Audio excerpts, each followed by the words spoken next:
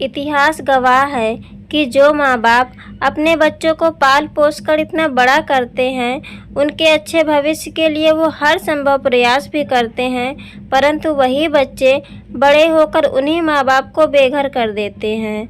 नमस्कार दोस्तों, आप सभी का स्वागत है। आज की ये स्टोरी एक स्टोरी नहीं बल्कि हकीकत है। तो चलिए आपका ज़्यादा समय न लेते हुए इस कहानी को शुरू करते हैं।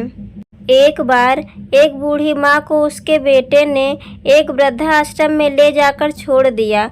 इस माँ का ये वही इकलौता बेटा था जिसके लिए इस माँ ने जीवन भर संघर्ष किया। इस बेटे के लिए उसने वो सब कुछ किया जो हर एक माँ करती है, और आज भी अपने बेटे को किसी भी तरह की परेशानी ना हो इसलिए वो आश्रम में भी रहने के लिए तैयार हो गई।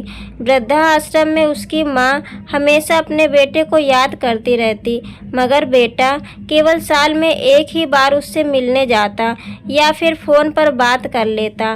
कई साल बीत गए। एक दिन वृद्धाश्रम से बेटे के पास फ़ोन आया। उन्होंने कहा, बेटा जल्दी से आश्रम आके अपनी माँ से मिल लो, वो बहुत सीरियस हैं। जब बेटा अपनी बीमार माँ के पास पहुँचा तब वह अपनी आखिरी सांसें गिन रही थी।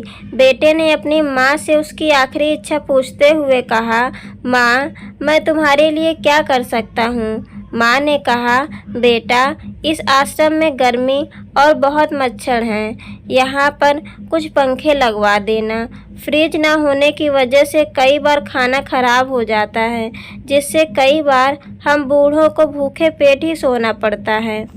तो इस आश्रम के लिए एक दो फ्रिज भी खरीद कर दे देना। बेटे ने अपनी माँ की सारी बात सुनी और हैरानी से अपनी माँ से पूछा कि आपने इतने साल यहाँ पर निकाल दिए, पर आपने कभी भी ये बातें मुझसे नहीं कहीं, और अब जब आपके पास टाइम नहीं बचा है तब आप ये सब मुझसे कह रही हैं, ऐसा क्यों? तब माँ ने अपने बेटे को जवाब देते हुए कहा, बेटा मैंने गर्मी, भूख और पीड़ा तो सहन कर ली, लेकिन मुझे पता है जब तेरे बच्चे तुझे यहाँ पर छोड़कर जाएंगे तब तू ये सब सहन नहीं कर पाएगा। इसीलिए तेरी सुविधा के लिए मैं तुझे ये सब लगाने के लिए कह रही हूँ। माँ की बातें सुनकर बेटे की आंखों से आंसू गिरने लगे और उसे अपने किए पर बहुत पछतावा भी हुआ, परंतु तब तक बहुत देर हो चुकी थी। दोस्तों, माँ की ये आखिरी लाइनें किसी की भी आंखें खोलने के लिए सक्षम हैं।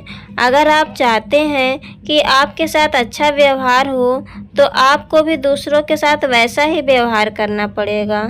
तो दोस्तों, आपको यह स्टोरी कैसी लगी कृपया कमेंट में ज़रूर बताएं, और ऐसी ही इंटरेस्टिंग स्टोरी सुनने के लिए प्लीज़ चैनल को लाइक, शेयर एंड सब्सक्राइब ज़रूर करें।